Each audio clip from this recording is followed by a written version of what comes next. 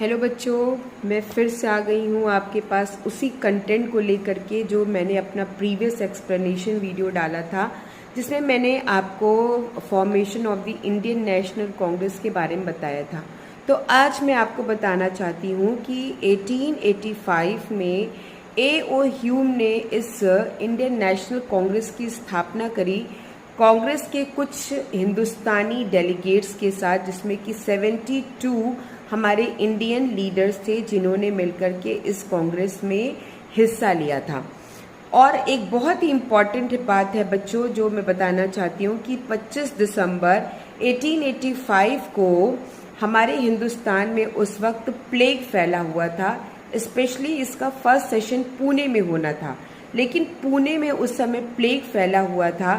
तो इस पॉइंट को ध्यान में रख करके इस कांग्रेस का जो पहला सेशन बैठा वो तेजपाल संस्कृत कॉलेज में, जो कि मुंबई में था, वहाँ पर इसका फर्स्ट सेशन बैठा, जो कि 28 से लेकर के 31 दिसंबर तक चला।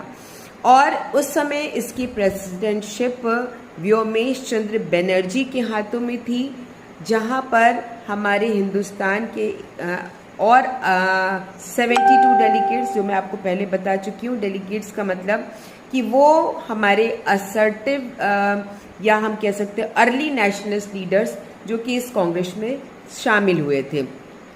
अब जो सेकेंड इसके अधिवेशन के जो प्रेसिडेंट थे, जिनका नाम दादा भाई नेरोजी था, उन्होंने इसे इंडियन नेशनल कांग्रेस का नाम दिया।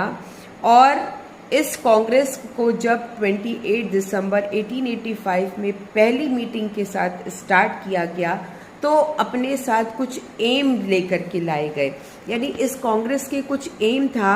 वो एम था ये कि फ्रेंडली रिलेशंस प्रमोट करना ब्रिटिशर्स के साथ, और साथ ही साथ अपने नेशन के लिए लोगों को एकजुट करना, जो अपने नेशन के लिए कुछ करना चाहते हैं, अनफेयर अनलॉफुल मीन्स के अगेंस्ट कुछ करना चाहते हैं, अपने भारत माता की सेवा करना चाहते हैं, तो ऐसे लोग इस तरह के ऑर्गेनाइजेशन में अपना साथ दें और एक साथ मिलकर के काम करें।